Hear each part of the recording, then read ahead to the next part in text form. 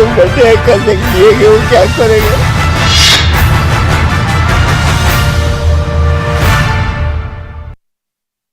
बार बार जहरीली शराब से मौत के मामले सामने आने के बावजूद प्रशासन गहरी नींद में सोया रहता है। शराबबंदी कानून के बाद भी शराब सिंडिकेट के आगे पुलिस प्रशासन लाचार है और ऐसे में हर कुछ महीनों बाद मौत की बड़ी वारदात हो जाती है। देखिए जहरीली शराब पर हमारा ये खास कार्यक्रम।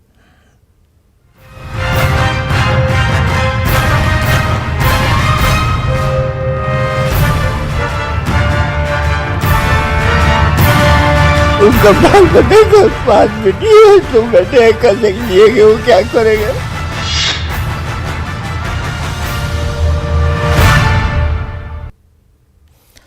बेतिया के लौरिया में जहरीली शराब पीने से 16 लोगों की मौत के बाद पूरे गांव में मातम पसरा है। किसी ने पिता खोया तो किसी ने भाई। हर तरफ दर्द और बेबसी का आलम है। कई लोग अभी भी जिंदगी और मौत के बीच झूल रहे हैं। गांव वाले पुलिस प्रशासन से लगातार शराब कारोबारियों पर कार्रवाई की गुहार लगाते रहे, लेकिन पुलिस आंखें मूंदी रही और गुरुवार को इस बोतल बंद जहर ने 16 जिंदगियां ली। सवाल है कि राज्य में पूर्ण शराबबंदी के बावजूद गांव में अवैध शराब कैसे बिक रही थी। देखिए ये रिपोर्ट।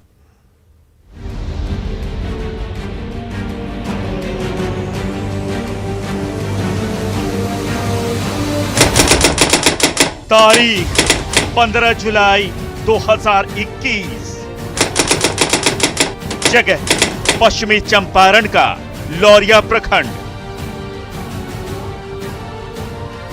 अचानक इलाके के कई गांवों में कोहराम मच गया।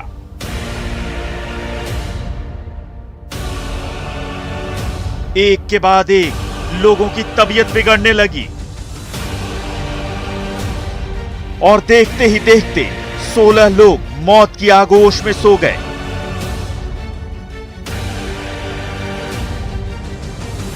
घटना के बाद इलाके में मातम पसर गया। जिस घर में इस जहरीली शराब को पीने से मौत हुई है, उस घर के लोग इस दर्द से उबर नहीं पा रहे हैं। रो रो कर घर वालों का बुरा हाल है। वो बहुत अच्छे इंसान थे, समझ रहे ना, मेरा दिल रोता है उनके लिए। वो मेरे भाई के समान थे, समझ रहे, बहुत अच्छे थे वो। लेकिन मैं उनके लिए मैं कितना अंदर सदमा है। मेरा भाई जितना मेरा भाई फखरुद्दीन एक्सपायर किया था, उतना सदमा, उतना ही सदमा इनके मौत से भी हमको पहुंची है।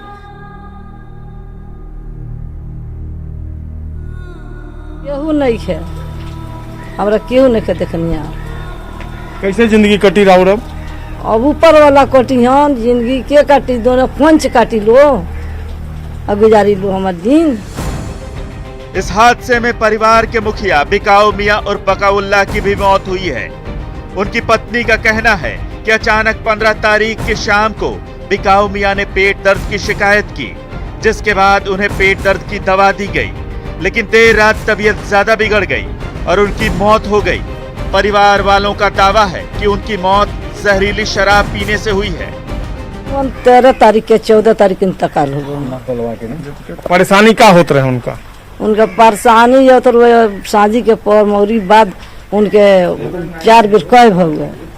और कय के बाद में हम गैस के गोली देनी कि गैस भइल हुई, और बाद से उ खा ले, खा के चुपचाप सुत गए। तो 4 बजे भोर में उनके बेचैनी खानी भ गए, और बाद में 5 बजे प्राण छूट गए। देवड़ुआ जो बदनाम हुआ है, शराबबंदी कानून का माहौल उड़ा, शराब बेचने वाले शराब बेचते गए, पीने वाले पी गए, मौत की नींद सो गए और छोटे छोटे बच्चे यतीम हो गए। दुर्भाग्य है, दुख है, हमें भी दुख है। हम इस गांव में पहुंचे हैं, लोगों की नजदीक से हमने उनका दर्द जाना, उनके दुख को देखा। लालदीन जैसी कई महिलाएं जहरीली शराब के सितम का शिकार हुई हैं। कई परिवारों ने अपनों को खोया है। छोटे छोटे बच्चों के सिर से पिता का साया उठ गया है। कई लोग अभी भी जिंदगी और मौत के बीच झूल रहे हैं। ऐसे में मौत का आंकड़ा बढ़ने की आशंका है। क्या है शराबबंदी कानून को लागू करने आप लोग कैसे चूक गए? मैं बहुत समझाती थी, और रही बात की समझाने से क्या होता है, बहुत समझाती थी। और यही नहीं कि बहुत लोग एक्सपायर किए हैं, जहरीली शराब से बहुत लोग एक्सपायर किए हैं, है ना। हमारे पंचायत में 6-7 जन एक्सपायर किए हैं। एटेंडम मतलब एट ए टाइम 2 दिन 3 दिन के अंदर में ये 5-6 जन जो किए हैं वो सब जहरीली शराब से। और एक एडमिट है आस्था हॉस्पिटल में अंजनी कुमार के यहाँ, उसकी हालत बहुत दयनीय है। गुरुवार से शुरू हुए मौत के मामले दिन के साथ अचानक बढ़ते चले गए। पहले 5 लोगों के मरने की खबर आई, लेकिन शुक्रवार को यह आंकड़ा 14 हो गया और अब 16 लोगों की मौत की पुष्टि हो चुकी है। लतीफ मियां भी इस जहरीली शराब के कहर का शिकार हुए हैं। तबीयत उनको खराब हो गया। क्या परेशानी क्या हो गई थी? परेशानी यही हुई है, उनको पेट में मतलब बोल रहे हैं दर्द हो गया हमारा। जब पेट में दर्द हो गया तो उसके बाद से मतलब कि ये लोग, हमारा छोटा बच्चा है वो ले गया गाँव में इलाज कराया, फिर करा के लाया तो 1-2 घंटे के बाद और रफ्तार बढ़ गई उनको, मतलब दर्द काफ़ी बढ़ गया। तो उनको लेकर मतलब रामनगर यहाँ पर शहर छोटा सा है, वहीं पर लेके लोग गए और वहाँ लेके गए तो मतलब कि उनको इलाज करवाया, रात भर रहे और 3 बजे भोर में मतलब एक्सपायर कर गए। रशीद मियां की बूढ़ी आंखें भी रो रो कर थक गई हैं। ये भी उन लोगों में शामिल हैं जिनके अपने को इस जहरीली शराब ने लील लिया है। अब रशीद मियां के ऊपर अपने छोटे भाई के 5 छोटे छोटे बच्चों की जिम्मेदारी है। रशीद मियां को समझ नहीं आ रहा है कि आखिर इस गुर्बत में वो कैसे इन बच्चों का पेट पालेंगे और कैसे अपना परिवार चलाएंगे। भाई के जो है दारू वारू पी के सब मर गया। उनका बाल बच्चे को 5 बेटी है, तो बेटे कैसे जिएंगे, वो क्या करेंगे, उनके संस्कार हमको मुआवजा दे। इसी गांव की रहने वाली सबीना लंबे समय से लोगों को जागरूक करने का काम कर रही हैं। गांव के लोगों की माने तो यहाँ शराब बहुत पहले से बिक रही थी। कई बार लोगों ने आवाज उठाई, पुलिस से शिकायत भी की, लेकिन नतीजा ढाक के 3 पात ही निकला। न तो पुलिस सुनती है, न प्रशासन कुछ करता है। गांव के मुखिया और सरपंच तो मानो इसी काले धंधे में शामिल हैं। जाहिर है कार्रवाई होगी तो होगी कैसे? कह देने से नहीं होता है कि शराब हमारे इसमें रुक गया। कहीं शराब नहीं रुका है, कहीं कुछ नहीं हुआ। सब डिस्ट्रीब्यूट हो रहा है हर जगह से, है ना। हर कागज में तो बंद हो गया है, फिर मान लीजिए कागज में बंद हो गया, लेकिन ऐसा कुछ नहीं, हकीकत नहीं बंद हुआ। नीतीश जी क्या करेंगे? नीतीश जी खाली कहने के लिए कह देते हैं और यहाँ पर कंप्लेन करते हैं लोग, लेकिन यहाँ दरोगा लोग, पुलिस लोग, वो लोग नहीं करते हैं। क्योंकि हमारे मुखिया जी खुद बैठ करके पंचायत भवन में पीते हैं, हमारे सरपंच साहब पीते हैं, तो वो लोग क्या है, कोई विरोध नहीं करता है। प्रशासन अब इस मामले की जांच में जुटा है। आधा दर्जन थानों की पुलिस आरोपियों को दबोचने की कोशिश में जगह जगह दबिश दे रही है। बेतिया पुलिस ने कार्रवाई तेज करते हुए 9 लोगों को गिरफ्तार किया है।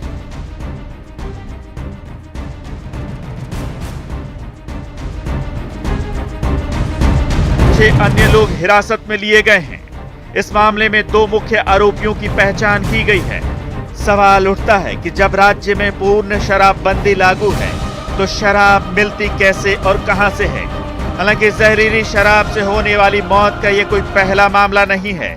इससे पहले इसी साल मार्च महीने में 3 जिलों में 14 लोगों की मौत हुई थी। तब प्रशासन ने कहा था कि मामले की जांच कराई जाएगी,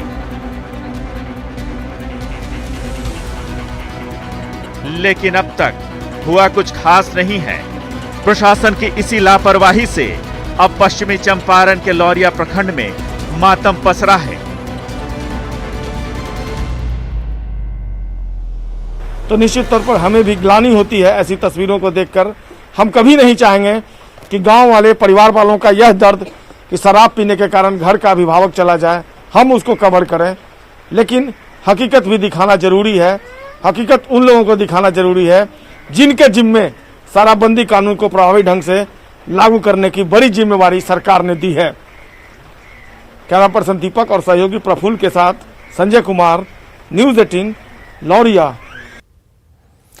इस मामले में पुलिस ने कार्रवाई तेज कर दी है। अब तक 9 लोगों को गिरफ्तार किया गया है, जबकि 6 लोगों को हिरासत में लेकर पूछताछ की जा रही है। गिरफ्तार धंधेबाजों में महिलाएं भी शामिल हैं। पुलिस ने इनके पास से शराब जब्त की है।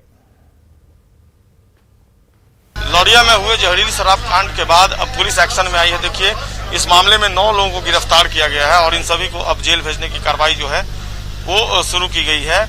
दरअसल 16 लोगों की मौत हुई है और उसके बाद पुलिस डिपार्टमेंट ने इस पूरे मामले में एक्शन लिया है और 9 लोगों को गिरफ्तार किया गया है इस पूरे मामले में और इनको एक एक कर गिरफ्तार कर जेल भेजा जा रहा है। निश्चित तौर पर जिस तरीके से ये घटना हुई है, पुलिस प्रशासन पर बड़ा सवाल उठ खड़ा हुआ है और अब धीरे धीरे पुलिस प्रशासन जो है इस पूरे मामले में कार्रवाई कर अपनी छवि जो है वो बचाने में जुटा हुआ है। हालांकि शराब की भी रिकवरी हुई है और ये देखिए शराब जो रिकवर किया गया है वो शराब आप तस्वीरों में देख सकते हैं। इसी शराब के साथ इनको ले जाया जा रहा है। जाहिर सी बात है एविडेंस के साथ पुलिस जो है वो एक्शन दिखा रही है और ये जो एविडेंस रिकवर किया गया है वो आपके सामने है।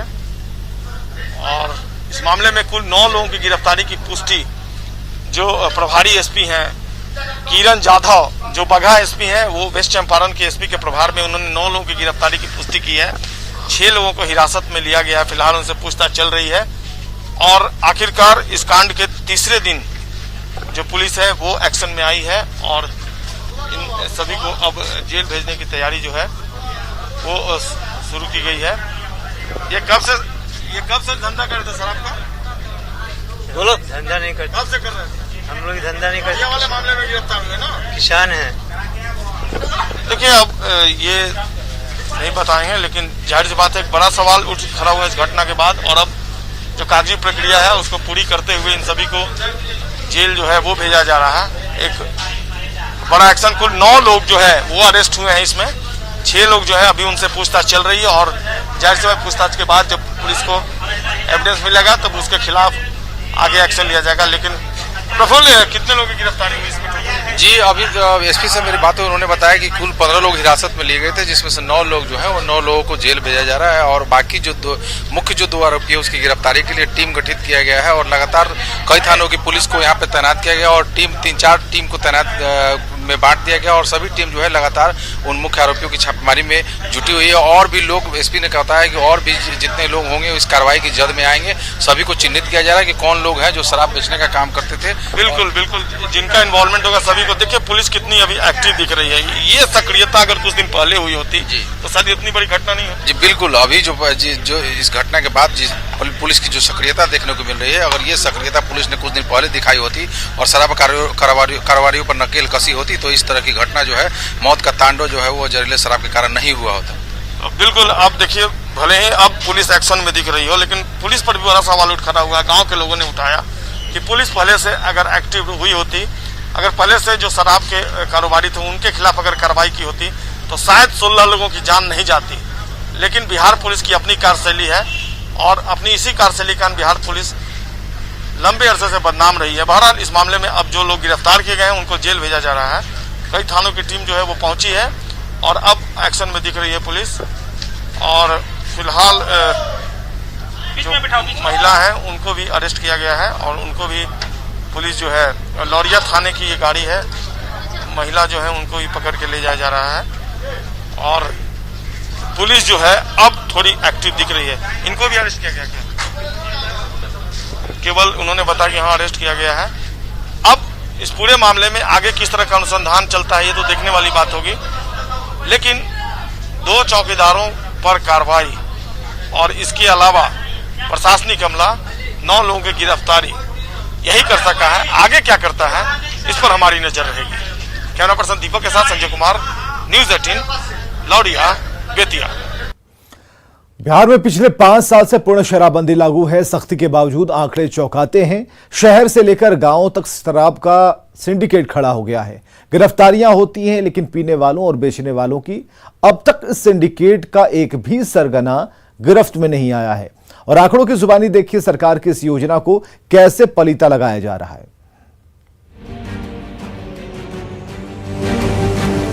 बड़े आर्थिक नुकसान के बावजूद नीतीश सरकार ने 2016 में शराबबंदी कानून लागू किया था।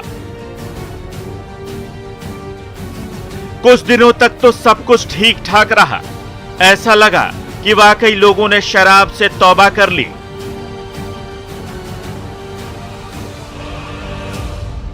लेकिन अब स्थिति ऐसी हो गई है कि कोई भी दिन ऐसा नहीं बीतता जब राज्य के किसी न किसी कोने से शराब की बरामदगी और शराबबंदी कानून तोड़ने की खबरें नहीं आती हों।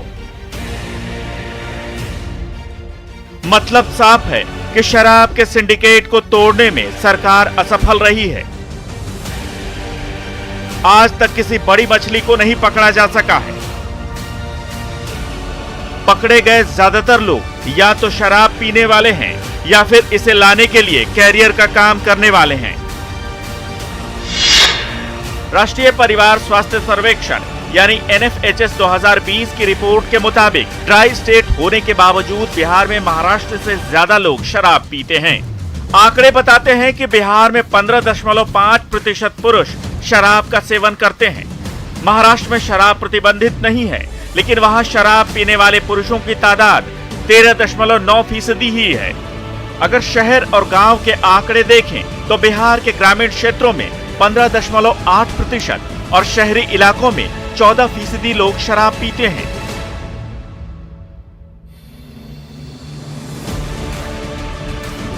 दो 2015 में नीतीश कुमार ने भारतीय जनता पार्टी से अलग होकर राष्ट्रीय जनता दल के साथ महागठबंधन की छतरी के नीचे बिहार विधानसभा का चुनाव लड़ा था और वादा किया था कि अगर वो फिर से सत्ता में आए तो शराबबंदी लागू कर देंगे। और महिलाओं का मतदान प्रतिशत 59.92 से ज्यादा हो गया। कई क्षेत्रों में 70% से अधिक महिलाओं ने मतदान किया। नीतीश विजयी हुए और सत्ता में लौटते ही 1 अप्रैल 2016 को राज्य में शराबबंदी की घोषणा कर दी। शराबबंदी से पहले बिहार में शराब की करीब 6000 दुकानें थी और सरकार को इससे करीब 1500 करोड़ रुपए का राजस्व आता था। इसके बावजूद बिहार में शराब उपलब्ध है। हाँ, ये बात और है कि इसके लिए लोगों को 2 या 3 गुनी कीमत चुकानी पड़ती है। शराब का अवैध कारोबार करने वालों ने समानांतर अर्थव्यवस्था कायम कर ली है। इसे एक उदाहरण से समझा जा सकता है। अगर अवैध शराब का कोई धंधेबाज एक हफ्ते में किसी ब्रांड की 50 बोतलें बेचता है और एक बोतल पर 300 रुपए की कमाई करता है, तो इस तरह महीने में उसे 60,000 रुपए की आमदनी होती है।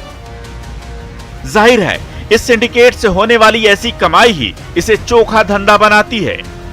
बिहार में झारखंड, पश्चिम बंगाल, उत्तर प्रदेश और नेपाल से शराब की बड़ी खेप तस्करी कर लाई जाती है। हालात ये है कि पुलिस और मद्य निषेध विभाग की टीम यहां हर घंटे औसतन 1341 लीटर शराब जब्त कर रही है। मिनट के हिसाब से आंकड़ा 22 लीटर प्रति मिनट आता है। जाहिर है, इतना बड़ा खेल संगठित होकर ही किया जा सकता है। इस अवैध कारोबार के फलने फूलने में पुलिस भी पीछे नहीं है। इसका पता तब चला जब साल 2018 में कैमूर में जब्त कर रखे गए 11,000 बोतल शराब के बारे में पुलिस ने अदालत को बताया कि चूहों ने शराब की बोतलें गटक ली। एक अन्य घटना में पुलिस ने 9,000 लीटर शराब खत्म होने का दोष भी चूहों के मत्थे मर दिया। मुजफ्फरपुर का तो एक पूरा थाना ही शराब की बिक्री के आरोप में निलंबित कर दिया गया था।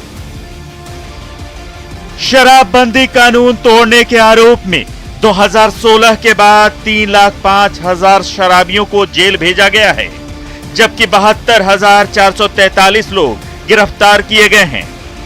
38,19,443 लीटर शराब जब्त की गई है, जिसमें 1,40,40,00,000 रुपए की विदेशी शराब है।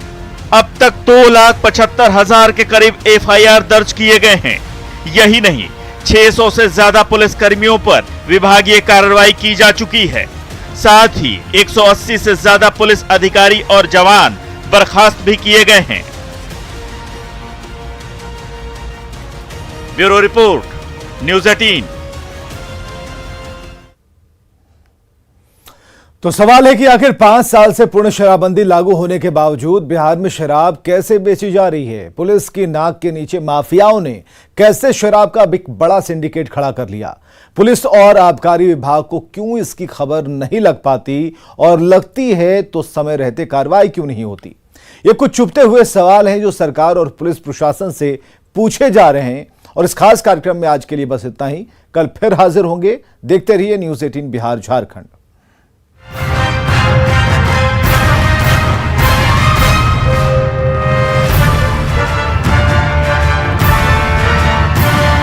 उनका बाल बनेगा, बाद में नहीं तो बने कर देंगे, वो क्या करेगा?